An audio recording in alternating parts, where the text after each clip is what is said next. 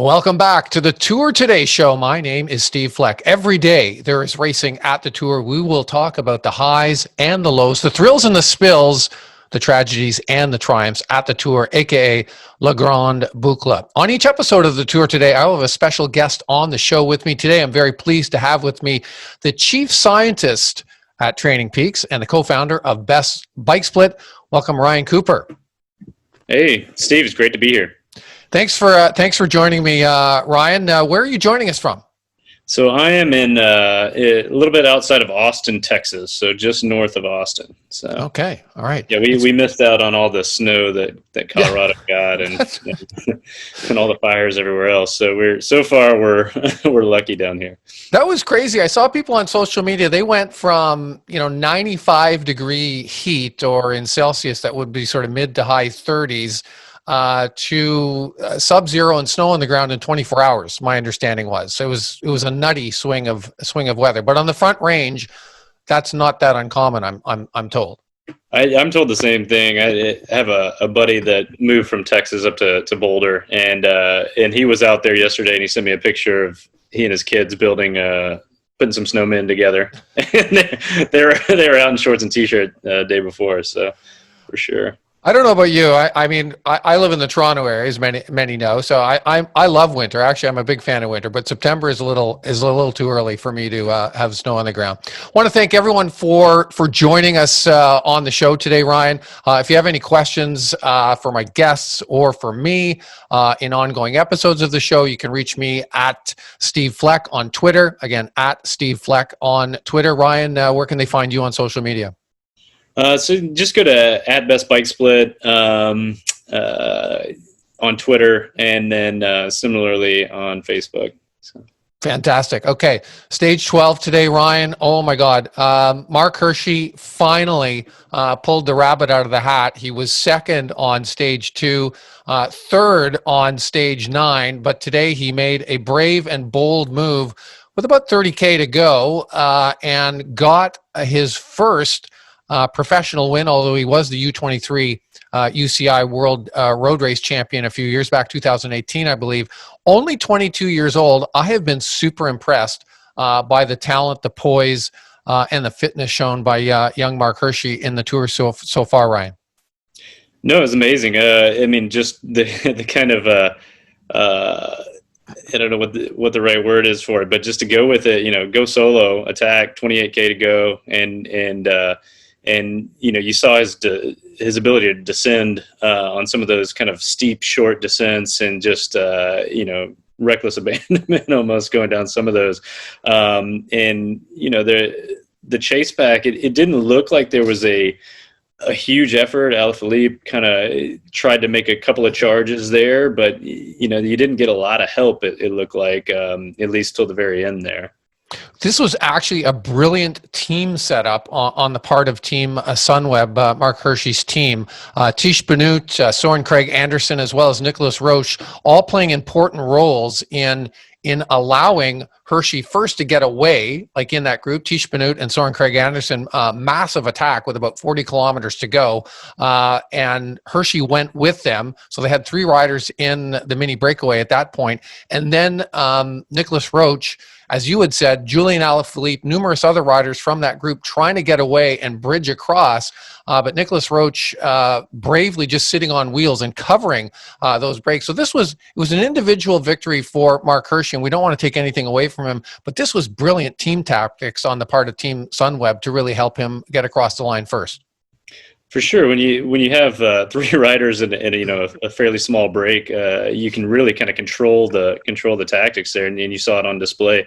I think you had a couple of people try and make that late move, but it was just too late, right? At that point, with 2 kilometers to go to really try and push ahead, it wasn't going to be able to pull him back in. So. Yeah, grand chapeau to Julian Philippe. He kept trying solo off the front of that group so many times to get away, encouraging them to work together, but really it wasn't going. And Mark Hershey was able to ride that about a minute and a half cushion all the way to the finish line in the village of Saran, which is where they finished up. It was a pretty challenging stage, a net uphill over the course of the stage. Now, earlier on, there appeared to be a big move by Bora Hansbrough to really make it hard from the get-go. I think they covered the first hour and a half of racing, Ryan, at about 50 kilometers an hour. So it was a bit manic right from the get-go. And I think they were trying to set things up for Peter Sagan, but that seemed to all blow up for them, and Sagan had to finish in the main group.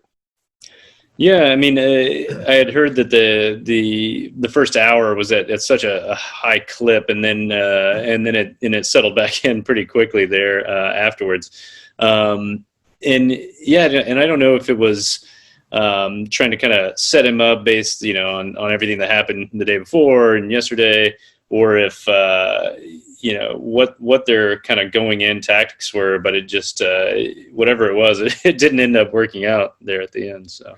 Now, Sagan did end up winning the field sprint. There were some points on offer at the finish line, which I think he got. He won the field sprint from the main group that came across between himself and Greg Van Avermaet. So not a complete loss, on the day for Sagan. Clawed back a few points. But speaking of yesterday, you mentioned yesterday in the debacle of him being relegated on that phenomenal four-way photo finish from clearly the four fastest finishers in the race. That was probably the most exciting finish we've seen at the Tour between the stage winner Caleb Ewing, Sam Bennett in the green jersey, Wout van Aert, and Sagan. Of course, Sagan relegated for bumping and pushing really hard on Wout van Aert several times in the final 50 to 100 meters. Thoughts on that? Social media is still buzzing this morning over Sagan's relegation.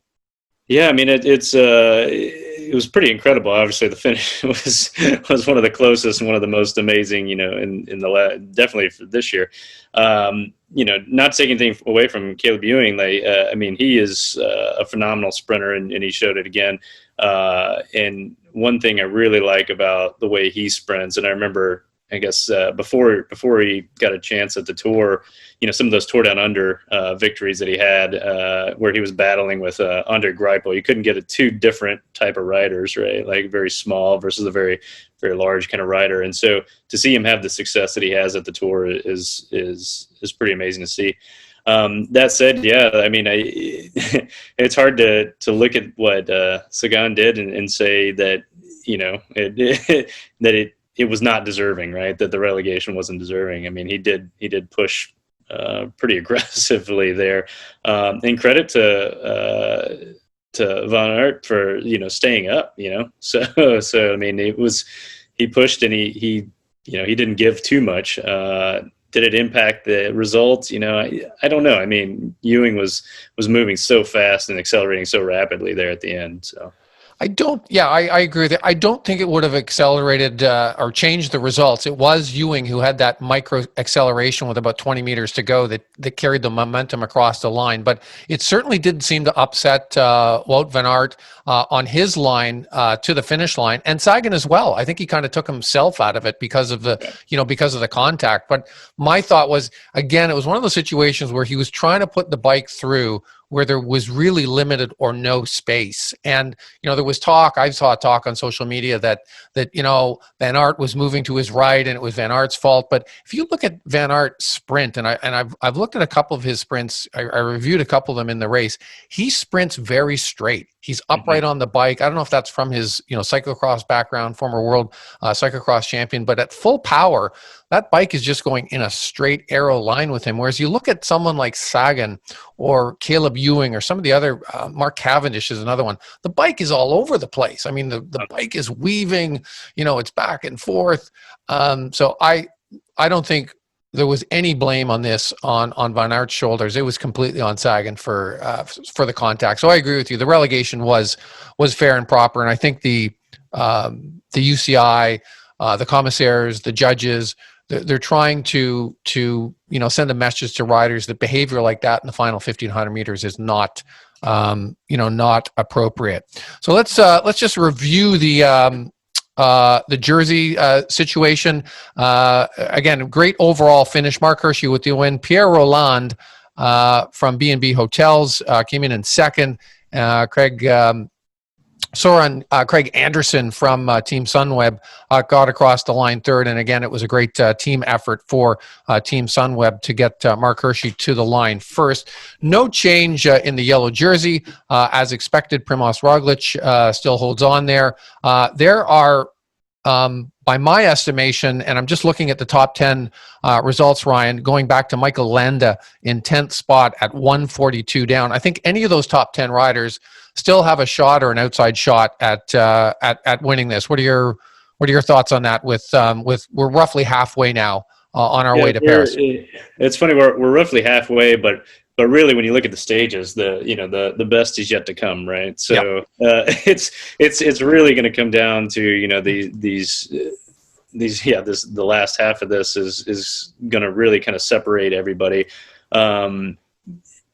And the fact that they're so close now, it'll be interesting after tomorrow's stage, maybe, but after these like kind of later stages, 17, 18, to really see, that's what's going to separate the people and the leaders and kind of show true fitness, right? So it's gonna really kind of separate that top 10, I think, quite a bit. So yeah, there are no easy stages from here on in. The next sort of easy stage, if you will, would be that final ceremonial stage into Paris, and then of course the big sprint on the Champs-Elysees. Green jersey, Sam Bennett did get dropped from the main group, so he wasn't able to contest the final sprint or get points. So Sagan was able to claw back a few points on him, but Sam Bennett looking good in green right now. 252 points are his total.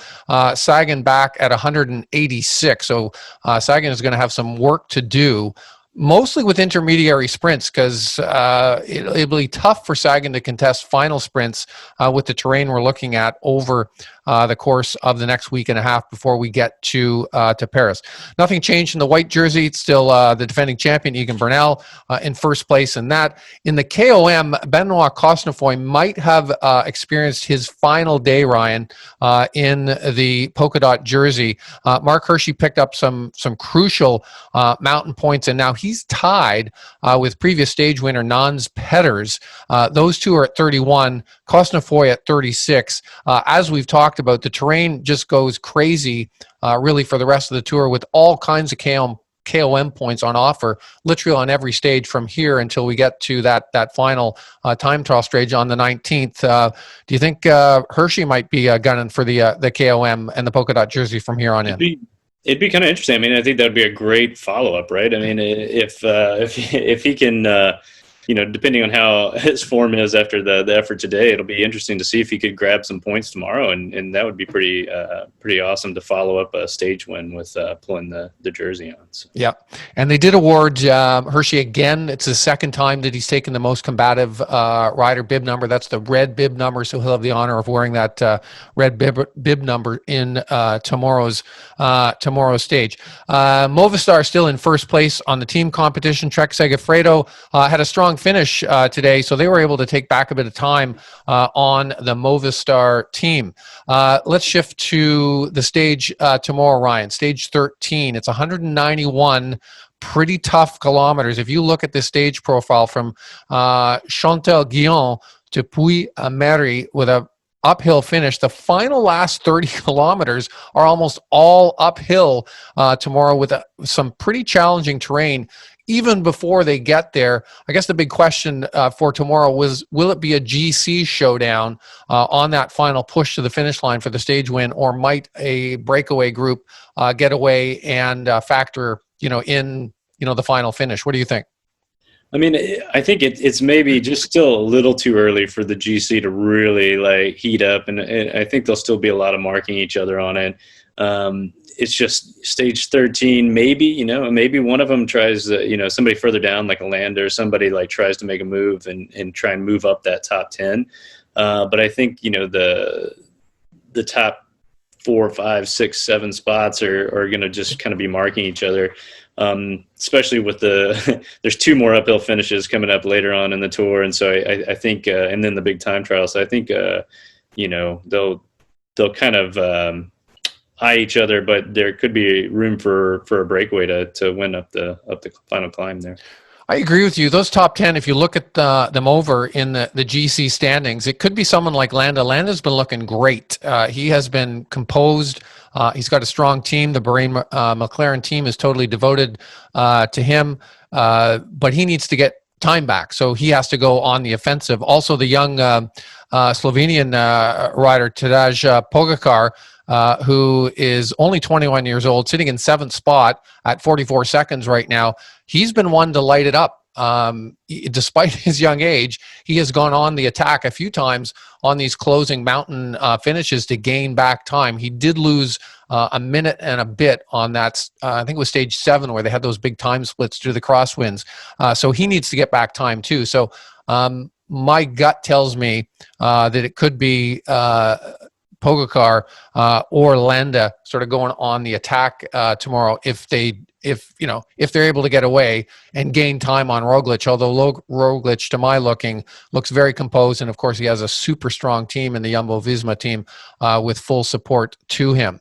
Let's talk a bit about aerodynamics, and what's going on. And we had a great sort of a great view of how important, even in a road stage, Ryan, aerodynamics are today. Mark Hirschi, if you saw what he was wearing, even right down to his socks, the bike he was using, the helmet he chose to wear today, his position on the bike, even on a road stage now, we're finding that aerodynamics is becoming like super important. It was always really important in time trial stages, but we're even seeing that on road stages now. Yeah, I mean, I think you look at the bike manufacturers, and every single one of them, the road bikes are getting more and more aerodynamic. So, hidden cables, integrated cables, what the riders are wearing in terms of skin suits. Now, you used to only see skin suits in the time trial stages, but now a lot of them are wearing it, in these kind of stages where you may get a chance to get in a break. Then, you have the aero helmet. You've got, like you said, the socks are going to be as high as the regulation will allow you to have them. Cover up as much skin as possible. It's kind of an interesting,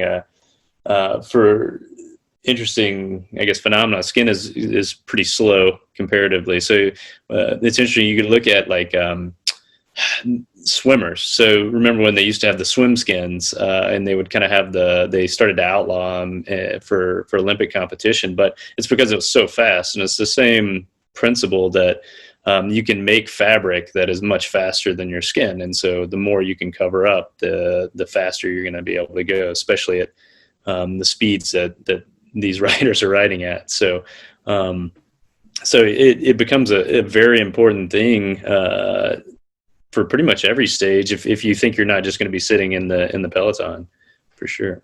Yeah, you see it with what they're wearing. I mean, the top now, or the top part of the skin suit, it goes all the way down to their elbow. The shorts all the way down to the knee, and as you had noted, the socks coming up to the sort of the maximum sort of UCI sort of sock height, and all of those fabrics that they're using are tuned to be faster, sort of in that moving air, that 40, 50 kilometer an hour moving air, than human skin. So they're doing everything even they can. And even Hirschi, I notice he's down in a time trial like position, using the computer, the bike computer, and the bike computer mount like out in front of him, like in almost a perfect time trial position. And I remember years ago they had those briefly. I think it was just for maybe half a season. There was a company, don't know who made them, but they were called these Spinacci bars, and they actually allowed those in road stages, and then they outlawed them. But that's more or less what the position that Mark Hirschi was putting him in. He was in a time trial position on a road bike today for a lot of those downhill sections and flat sections. For sure. I mean, you think about it, the biggest drag factor on is not going to be the frame. It's going to be your body sitting up. So I always like to say, the more you can look like a bullet and the less you can look like a barn door, the faster you're going to go, right? So if you're sitting straight up, you're just going to be causing, quite a bit of drag. Whereas if you can get in that nice, tight, compact position, then there's just less for the air to see, right? So. Yeah. So this is an unusual Tour de France. There's so much of these big, mountain climbing stages, and there's only one time trial stage. Normally there'd been sort of two, and there might have been a team time trial. So we're not going to really see pure time trialing until we get to stage 19. That's the second last stage that might sort of decide, all of this, if it's still pretty close. Let's talk a little bit about, the time trial aerodynamics and some of the things I've seen change just as sort of an outside observer. And this will be an unusual time trial stage that we see because it's 38 kilometers, I think, in length, which is about standard length for a tour time trial. But the last 5 or 6 kilometers are pure uphill with some ramps at approaching 20%. So I guess the big question for that final time trial run is going to be road bike or TT bike, or there's talk that they may change. What are your thoughts on that? Yeah, I mean, it's kind of interesting. So they've done this a few times over the last few years, where they've kind of thrown these curveballs in the tour, where you really start. The teams have to. It becomes a strategic course, whereas before, it's just you against the clock, and you're on your TT bike and you're just going. But now you have this. You have to start determining: do you make a bike switch? Do you do a road bike? And definitely you're not going to see any of the top people do a road bike. It just won't happen. It's just there's too much, even though it's kind of a slight slope uphill, before you get to the final climb. It's just too fast. So you're going to see everybody starting a time trial bike. And then it becomes, when do you make that switch over, and do you make that switch over? And I think we'll see a lot of bike switches, you kind of say, when you model it out, you say, can I gain back the 8 seconds to 10 seconds? So you're gonna have to do a pretty quick switch. And it'll really be around like, where's the optimal place to make that switch? And then can we make it fast enough to make it worthwhile? And I think you'll either see people ride, pure time trial the whole time, or they'll make the switch. I don't think you'll see very many people in contention that go pure road bike. So. No, I agree with on that, and also that whenever they make that switch, they're going to lose time, just making the switch. So you have to make sure that you're going to gain some time back. So I'm sure the director sportif, the team directors, in conjunction with the aerodynamic engineers or people that they work with closely, have tried to sort of figure this all out with some modeling before they commit to it, and give the options to the riders, what they want to do. I've noticed some subtle sort of changes in sort of pro level sort of time trial position over the last couple of years. I've noticed that a lot of the top time trialists now are going with what could be best described as a higher front end with the hands higher, almost hearkening back to originally what the aero bars did in triathlon, which is sort of mimic that downhill sort of skier's position. Has this been proven to be faster? I think I believe so. I believe in the wind tunnel that they've shown that, there's a range, right? So there's kind of this optimal range, and what it ends up doing is it's that shape. So when you look at aerodynamics, CDA is kind of the equation that people use, right? And so that's a coefficient of drag times your frontal area. And so the frontal area part, whether you have your hands straight out, slightly up, it's about the same. There's not that much different. But the coefficient of drag piece of that is about your shape. And so again, the closer you can get this compact kind of unibody shape, the more aerodynamic you can get. And so having your arms down or having your arms kind of, it changes that shape, but having them kind of higher in and maybe a little bit closer to that compact, like you said, that skiing position, it actually helps your shape and helps the airflow around you. So. Now, these are obviously the best riders in the world, looking for gains of even, a couple of tenths of a second here or there. And, races are often sometimes sort of decided on that. What are the takeaways for the rest of us, sort of average riders, that we could utilize in club rides or local races or grand fondos or club time trials that we're doing? What are some of the takeaways that you could see that are directly transferable to just sort of the average rider, the weekend warrior? Yeah, I fit into that perfectly. So, but Me too.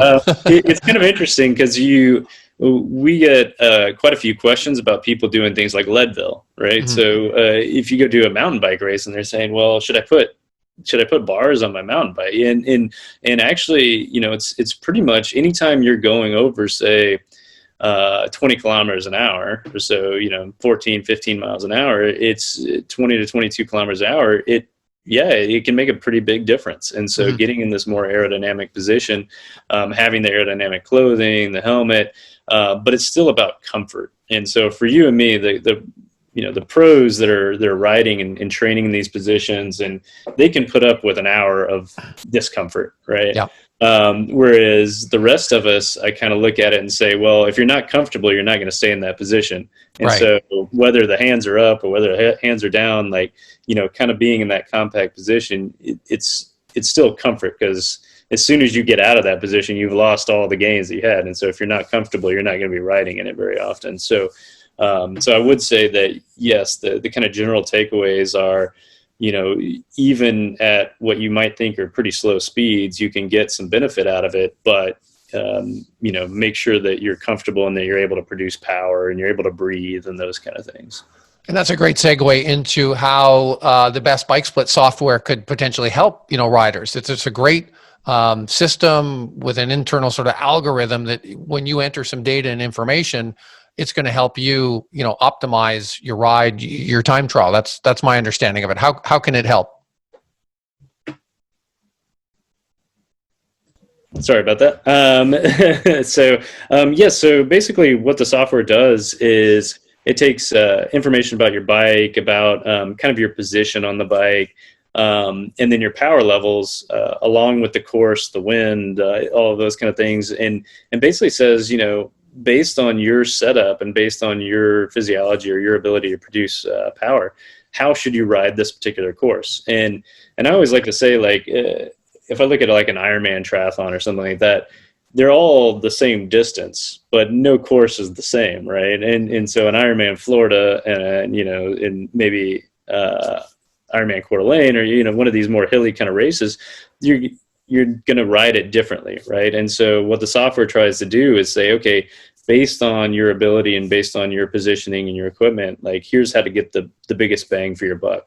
In terms of the way the pros use it, like you said, it comes down to seconds on these time trials. And so if you're looking to say, okay, well, for this section of the course, for this climb part, here's what it would look like on my TT bike versus here's what it would look like on a lighter bike in those 20 those grade 20, the 20 grade kind of sections. You can see what those time gains and losses are, and kind of plan out accordingly. So that's kind of how most people use it for the time trial kind of thing. But we also see people use the software for general stage racing as well, to say, hey, if I'm going to try and make a break based on the wind conditions and the way the course is laid out, if I put more power out here, here's kind of the speed differences I could see. So you can kind of model the peloton and then say, okay, well, here are the places that I may want to make a break, or here's where we can expect to pull people back in, and those kind of things. Sounds great. Don't mean to put you on the spot, Ryan, but what's your final prediction for the Tour de France in terms of an overall winner? And will this come down to that final time trial that we've just been talking about on stage 19, the penultimate stage of the race? I think it will. I mean, there's the top 4 or 5 riders in the mountains are so strong, right? And so I do think Roger will have it. His time trialing ability is really strong. You saw it last year in the Vuelta, and then even coming back in the World Championship, he was 14th, and he did get caught right there at the end, but. Yeah. Was coming off a world tour effort, and he's still a world-class time trial. So I do think it's his to lose. Let's put it that way. So barring some really great performances from some of the other riders, I think he has it. Well, if this tour has shown us anything, Ryan, it's to expect the unexpected, so we can make all these predictions. And I agree with you almost 100% in your analysis there. But the first half of the tour has been all about the unexpected. After we had said things about certain stages and how they were going to turn out and whatnot. So we can say this, but we'll keep our fingers crossed and we'll keep watching because that's why we watch. We watch because they don't hand the medals out ahead of time. The riders have to earn them. You've been watching the Tour Today show. My guest today has been Ryan Cooper from Training Peaks and Best Bike Split. Sorry, Ryan, it's a bit of a mouthful, but thank you for joining us. This has been really interesting. Thank you. I appreciate it. My guest tomorrow for stage 13 of the Tour Today show will be the founder of the Challenge Athletes Foundation, the host of Babbittville Radio and Breakfast with Bob, the co-commentator, and he's also a co-commentator of mine here at Endurance Zone TV. The awesome and amazing Bob Babbitt will be joining me tomorrow on Friday. I'm Steve Fleck on behalf of the whole team at Endurance Zone TV. Thank you for watching. We'll see you all back tomorrow at 5 p.m. Eastern Daylight Time for the next episode of the Tour Today show.